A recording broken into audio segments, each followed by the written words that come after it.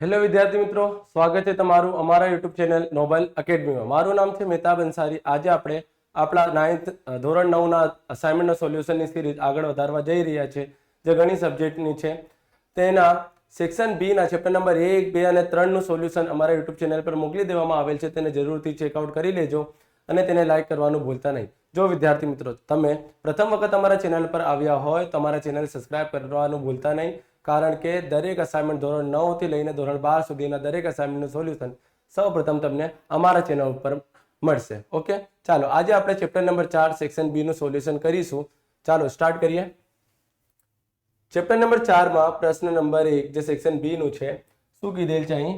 નીચેનામાંથી કયા બિંદુઓ સમીકરણ 3y 2x બરાબર 1 ના ઉકેલ છે અને કયા બિંદુઓ ઉકેલ નથી તે તપાસો। આપણને તપાસવું છે શું કે આ જે કિંમત છે આ સમીકરણનો ઉકેલ છે કે નથી, અને આ જે કિંમત છે એ સમીકરણનો ઉકેલ છે કે નથી। તો તમને વારાફરતી એટલે કે સૌપ્રથમ આ કિંમત સમીકરણમાં મૂકવાની છે, પછી આ કિંમત, જેનું આન્સર શૂન્ય મળી જાય તે શું હશે? ઉકેલ છે। જો આન્સર શૂન્ય ન મળે તો ઉકેલ નથી। માત્ર આટલું જ કોન્સેપ્ટ છે। હવે જો આમાંથી તમને x અને y ની કિંમત ધારવી પડશે। તો જો આપણને ખ્યાલ હોવો જોઈએ, ત્રીજા ચેપ્ટરમાં જ્યારે પણ કૌંસમાં કિંમત આપેલ હોય છે ત્યારે આપણે ખબર હોય છે કે જે આગળની પ્રથમ કિંમત છે કોની કિંમત હોય છે? x ની, અને બીજી કિંમત કોની હોય છે? y થી। તેવી જ રીતે આમાં પણ આ જે 1/2 છે આ કોની કિંમત છે? x ની, અને આ 0 જે છે એ કોની કિંમત છે? y ની। હવે સૌપ્રથમ આપણે સમીકરણ લખીશું, જે છે 3y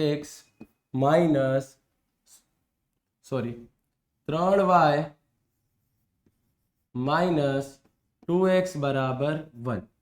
તો હવે 2√2 3√2 મૂકતા તો આપણે અહીંથી x ની કિંમત 2√2 મૂકીશું અને y ની કિંમત કેટલું મૂકવાની છે? 3√2। તો અહીં y છે 3√2, પછી -2 x ની જગ્યાએ 2√2 બરાબરમાં 1, 3 તરી 9, 9√2, 2 દુ 4, 2 દુ 4√2 બરાબરમાં 1।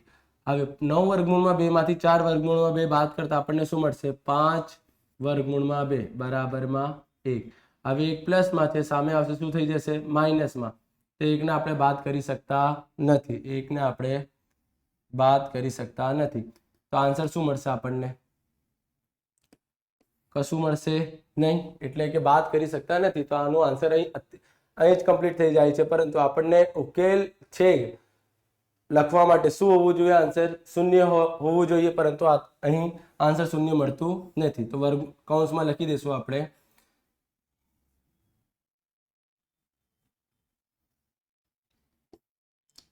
2√2 3√2 એ ઉકેલ નથી, કમ્પ્લીટ। હવે તેવી જ રીતે x ની જગ્યાએ હવે આપણે કેટલું મૂકીશું? સૌપ્રથમ સમીકરણ લખી લો, 3y - 2x બરાબર 1। હવે y ની જગ્યાએ શું મૂકવાનું રહેશે? અહીં શૂન્ય, તો આપણે શૂન્ય મૂકીશું। 2 x ની જગ્યાએ -1/2 બરાબરમાં 1, 3 ગુણ્યા 0 0, 2 એકુ 2, 1 એકુ 1, માઇનસ માઇનસ પ્લસ બરાબરમાં 1। હવે 1 પ્લસમાં છે, સામે જશે માઇનસમાં। 1 - 1 બરાબર શું થઈ જશે? 0। 1 - 1 બરાબર શું થઈ જશે? 0। આપણને આન્સર શૂન્ય મળી ગયો, તો લખીશું આપણે -1/2 0 એ ઉકેલ છે। આની સાથે થાય છે તમારું આ સમ કમ્પ્લીટ।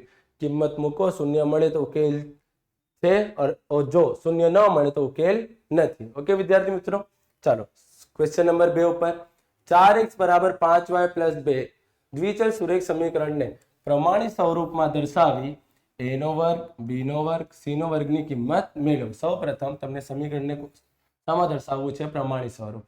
હવે તમને પ્રમાણિત સ્વરૂપ ખ્યાલ હોવો જોઈએ કે પ્રમાણિત સ્વરૂપ કોને કહેવાય? જે ax + by + c બરાબર 0, એટલે કે દરેક કિંમત ડાબી બાજુ હોવી જોઈએ, કોના બરાબરમાં? 0 ને બરાબરમાં। અત્યારે જો આ જે સમીકરણ આપણને આપેલ છે, અહીં x અહીં ડાબી બાજુ છે અને y અને અચળ પદ, જે અચળ પદ કોને કહેવાય? જેની સાથે કોઈ પણ ચલ હોતું નથી, એટલે કે જે કિંમત અકેલી આંકડો હોય તેને શું કહેવાય? અચળ પદ કહેવાય. તો અહીં આ જે y અને અચળ પદ છે એ કઈ બાજુ છે? જમણી બાજુ છે. અને આ જે 4x કઈ બાજુ છે? ડાબી બાજુ. આપણને તો દરેક કિંમત કઈ બાજુ લઈ જવી છે? આ બાજુ લઈ જવું છે. તો જો કઈ રીતે, સૌપ્રથમ લખી દઈશું આપણે 4x બરાબર 5y પ્લસ 2 પ્રમાણિત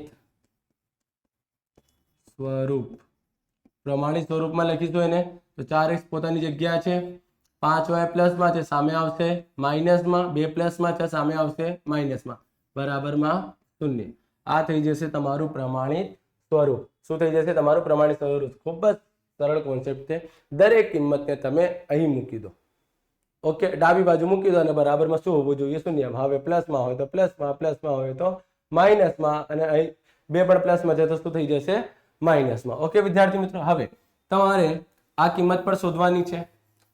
તો સૌપ્રથમ તમને a, b અને c ની કિંમત શોધવી છે. તો જો a બરાબર, b બરાબર અને c બરાબર કિંમત જોઈ છે પ્રમાણિત સ્વરૂપ પરથી. જો a કોની સાથે હોય છે? x ની સાથે. અહીં x ની સાથે કોણ છે? 4. તો a ની કિંમત 4 થઈ જશે. હવે b કોની સાથે હોય છે? y ની સાથે. તો y ની સાથે કોણ છે? 5. તો 5 લખીશું, પરંતુ સાઇન કોની છે? માઇનસની. તો માઇનસમાં. પ્લસમાં હોય તો પ્લસમાં મૂકો, માઇનસમાં હોય તો માઇનસમાં. હવે c કયું પદ છે? અચળ પદ, જેની સાથે કોઈ પણ ચલ નથી. તો આ આવી જશે 2, પરંતુ 2 પણ માઇનસમાં, તો c પણ માઇનસમાં. હવે a નો વર્ગ પ્લસ b નો વર્ગ માઇનસ c નો વર્ગ. તો a ની જગ્યાએ શું આવી જશે? 4, 4 નો વર્ગ. b ની જગ્યાએ -5, -5 નો વર્ગ માઇનસ c ની જગ્યાએ -2 નો વર્ગ. હવે 4 નો વર્ગ શું આવી જશે? 16. 5 નો વર્ગ 25. હવે જો જ્યારે પણ તમારે વર્ગ કાઢો એટલે કે કિંમત પ્લસમાં હોય તો એનું આન્સર પ્લસમાં આવે, કિંમત માઇનસમાં હોય તો પણ તેનું વર્ગ શામાં આવે? પ્લસમાં આવે. જો કઈ રીતે? 4 નો વર્ગ એટલે કે 4 ગુણ્યા 4 બરાબર 16.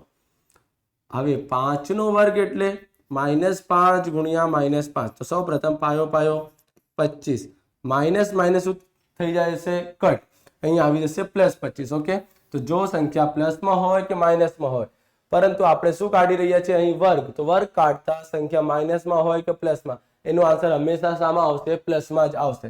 તેવી જ રીતે અહીં માઇનસ છે તો પેલા માઇનસ લખી દો. 2 નો વર્ગ શું થઈ જશે? 4 થઈ જશે. 2 નો વર્ગ શું થઈ જશે? 4. માઇનસ નું માઇનસ, 2 નો વર્ગ 4. હવે 16 અને 25 કેટલું થઈ જશે? 25 + 16, 5 અને 4 11 નું 1 વધી પડી 1, 4 41 -4 કરતા આપણને મળશે 37. આ થઈ જશે તમારું આન્સર. ઓકે, સૌ પ્રથમ દરેક કિંમતને ડાબી બાજુ લખી દો. તેના પરથી a, b, c ની કિંમત લો. વર્ગ કરવાનું કીધેલ છે તો કિંમત મૂકીને વર્ગ કરી દો, પછી સરવાળો બાદબાકી કરીને તમને આન્સર મળી જશે. ચાલો પ્રશ્ન નંબર 3 ઉપર. પ્રશ્ન નંબર 3 શું છે? 2x - 3y = 10 દ્વિચલ સુરેખ સમીકરણ અને પ્રમાણિત સ્વરૂપમાં દર્શાવો. તેને શામાં દર્શાવવું છે? પ્રમાણિત સ્વરૂપમાં દર્શાવવાનું છે. પછી a + 2b - 3c ની કિંમત મેળવો. આગળના સમ જેવું છે વિદ્યાર્થી મિત્રો. સૌપ્રથમ સમીકરણને લખીશું આપણે 2x - 3y = 10. હવે પ્રમાણિત સ્વરૂપમાં ફેરવવા માટે લખીશું આપણે પ્રમાણિત સ્વરૂપ. પ્રમાણિત સ્વરૂપ એટલે કે 2x અને 3y તો પોતાની જગ્યાએ જ છે, ડાબી બાજુ જ છે. 10 પ્લસમાં છે સામે જશે તો શું થઈ જશે? માઇનસમાં, બરાબરમાં આવી જશે 0. હવે a ની કિંમત, b ની કિંમત અને c ની કિંમત જોઈએ છે. તો a ની કિંમત કોની સાથે હોય છે? તમને ખ્યાલ હોવો જોઈએ, x ની સાથે. તો a બરાબર 2. y ની કિંમત સાથે કોણ હોય છે? b. તો b ની કિંમત 3, પરંતુ માઇનસમાં છે તો માઇનસમાં. c ની કિંમત -10. હવે આ લખી દઈશું આપણે a + 2b - 3c. a ની જગ્યાએ શું આવી જશે? 2 + 2, b ની જગ્યાએ આવી જશે -3, 3c ની જગ્યાએ આવી જશે -10. ઓકે, હવે 2 નું શું કરી દેવાનું રહેશે? 2 તરી 6, પ્લસ માઇનસ 10 તરી 30, માઇનસ શું થઈ જશે? પ્લસ થઈ જશે. ઓકે, હવે 30 પ્લસમાં છે, 2 પણ પ્લસમાં છે. 30 અને 2 શું થઈ જશે? 32, 32 માંથી 6 બાદ કરવાનું છે. 32 માંથી 6 બાદ કરતા આપણને મળી જશે 26. 32 માંથી 6 બાદ કરતા આપણને શું મળી જશે? 26 મળી જશે. ઓકે, આની સાથે થાય છે સમ કમ્પ્લીટ. નંબર 4 ઉપર અહીં સેલ્સિયસનું ફેરનહીટમાં રૂપાંતર કરતું સુરેખ સમીકરણ આપેલું છે.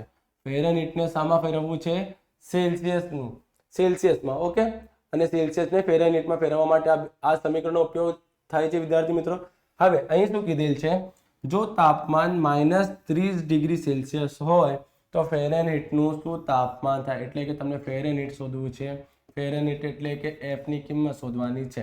તમને સમીકરણ આપેલ છે, સૌપ્રથમ લખી દો. F બરાબર 1.8C + 32. હવે સેલ્સિયસ કેટલું છે? સેલ્સિયસ એટલે કે C ની કિંમત છે, કેટલી છે?